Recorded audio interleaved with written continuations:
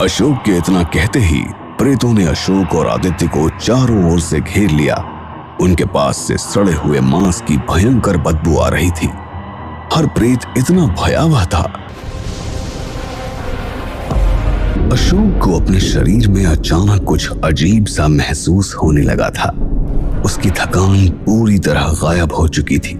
सुनने की ताकत कई गुना ज्यादा बढ़ गई थी। उसके दिल की धड़कनें पहले से तेज थीं। डायरी के खुलते ही वेतालिनी अचानक हवा में विलीन हो चुकी थी। अशोक और आदित्य ने सुकून की सांस ली, लेकिन वो इस बात से अनजान थे कि असली खतरा वेतालिनी से भी बड़ा था। अशोक, अब हमें यहाँ से निकलना चाहिए, इससे पहले कि कुछ और हो। पर हम निकलेंगे कैसे? कोई रास्ता ही नहीं दिख रहा। तभी अशोक के हाथ में जो डायरी थी, उसके पिछले पन्ने पर उसकी नजर गई। उस पर एक पुरानी सी नक्काशी थी, भूलन बेला के मुख्य द्वार का चित्र, जिसके नीचे कुछ लिखा था। आदित्य, रास्ता मिल गया। क्या? कैसे? इस डायरी में एक नक्शा बना है। ये वही जगह है जहां से मैंने वेतालिनी को लिफ्ट दी थी, फिर कार का एक्सीडेंट हुआ और फिर तुम मुझे इस द्वार तक लाए थे। सब मैच कर रहा है। पर हम दिशा कैसे पहचानेंगे? यहाँ तो दिन में भी अंधेरा रहता है। मेरे फोन में कंपास है, हम उसकी हेल्प से दिशा जान सकते हैं। पर उससे पहले मुझे वैद्य को ढूंढना होगा, कहीं वो किसी मुसीबत में तो नहीं। वेतालिनी तो अब चली गई है और वैद्य इस तरह की मुसीबतों से पहले भी निपट चुका है। अब तुम्हारा मानव लोक लौटना ज्यादा जरूरी है। लेकिन मेरी जगह वैद्य होता तो वो हमें ऐसी मुश्किल में छोड़कर नहीं जाता। मुझे उस पर भरोसा है, तुम मुझ पर भरोसा रखो, मैं उसे ढूंढ लूंगा। आदित्य अब अशोक से जुड़ चुका था।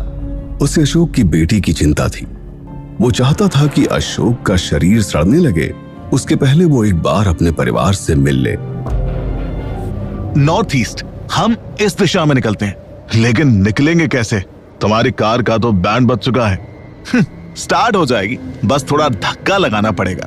इसका सेल्फ खराब हो गया है। ठीक है, मैं एक दैत्य हूं, इसके नाते दूसरे दैत्य की मदद तो कर ही सकता हूं। ताकत सिर्फ दैत्य रूप में दिखाते हो क्या? तुम इंसानों से ज्यादा ही ताकतवर हूं मैं, अपने इस रूप में भी।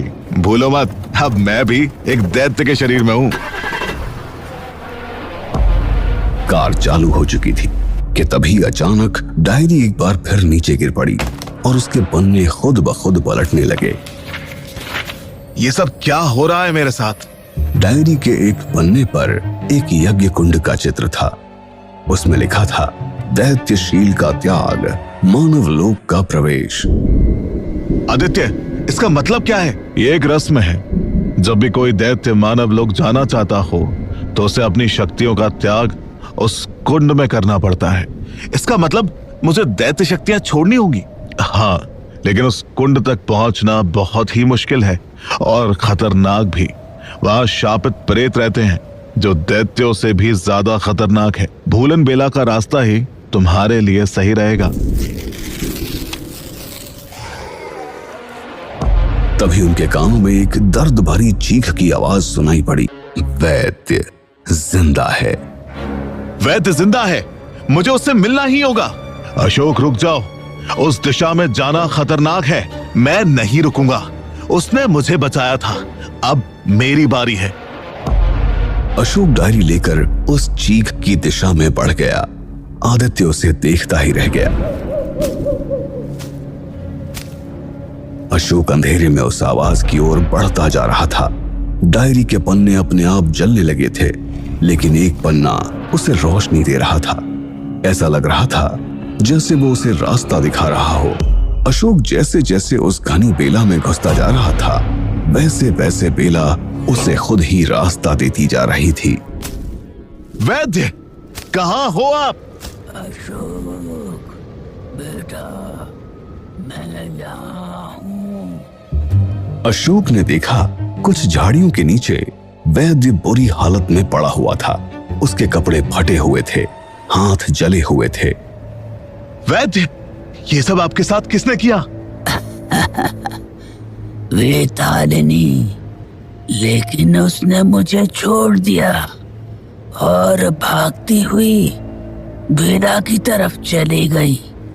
वो मुझे ही मारने आई थी, लेकिन इस डायरी की वजह से वो भाग गई।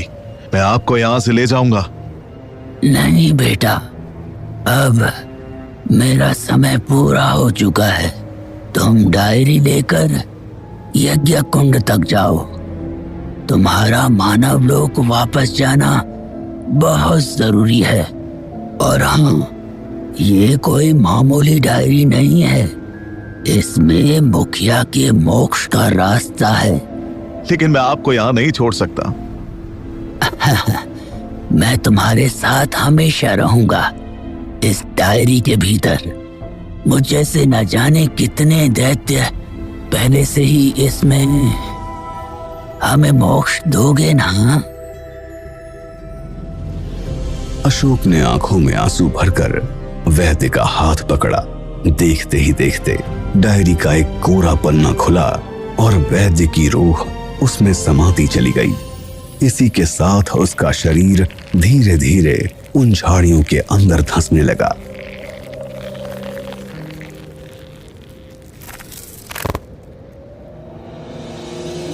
अशोक को कुछ समझ ही नहीं आ रहा था।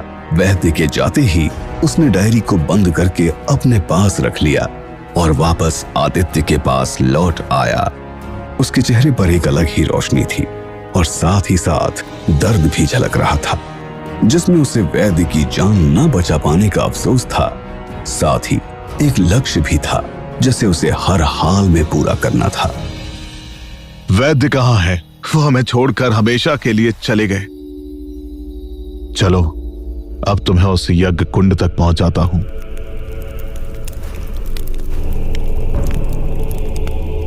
अशोक ने बिना वक्त गंवाए उस डायरी को खोला और डायरी के बताए रास्ते पर आगे बढ़ने लगा।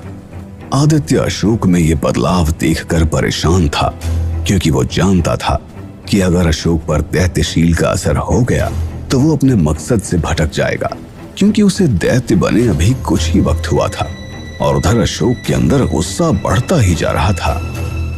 अशोक, रुको, आगे प्रेतों की जमघट है, हमें रास्ता बदलना होगा। इसके अलावा कोई दूसरा रास्ता नहीं है और मैं किसी से नहीं डरता। अशोक के इतना कहते ही प्रेतों ने अशोक और आदित्य को चारों ओर से घेर लिया। उनके पास से सड़े हुए मांस की भयंकर बदबू आ रही थी। हर प्रेत इतना भयावह था कि उनके दांतों और नाखूनों से रक्त की बूंदें लगातार जमीन पर टपक रही थी। उनके चेहरों को कीड़ों और इल्लियों ने डंक रखा था। प्रेत बेला जितनी मनहूस थी उतनी ही खौफनाक दिखाई दे रही थी। कई दैत्यों का शिकार करके उन प्रेतों ने उनके शवों को वहां टांग रखा था। उनके नाखूनों की धार मानो किसी का सीना चीरने के लिए बेताब थी। ये सब देखकर आदित्य गुस्से में दैत्य का रूप ले चुका था और जोर जोर से गुर्राने लगा। तभी उन प्रेतों का राजा प्रेतराज अशोक की आंखों में देखते हुए उसकी तरफ तेजी से आगे बढ़ने लगा और अगले ही पल वो उसके सामने आकर अपने घुटने टेक कर बैठ गया।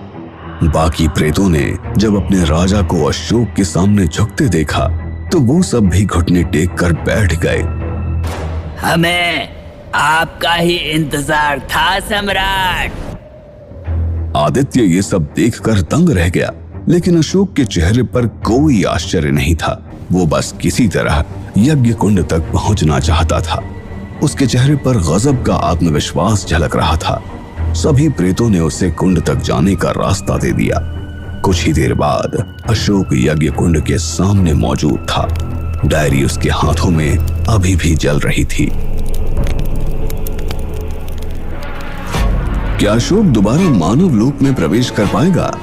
क्या वो कुंड में दैत्यशील का त्याग करेगा?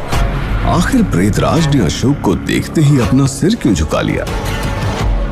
अशोक डायरी के मिलते ही बदल क्यों गया? जानने के लिए सुनिए दैत्यवंश सिर्फ स्टोरीशियन पर।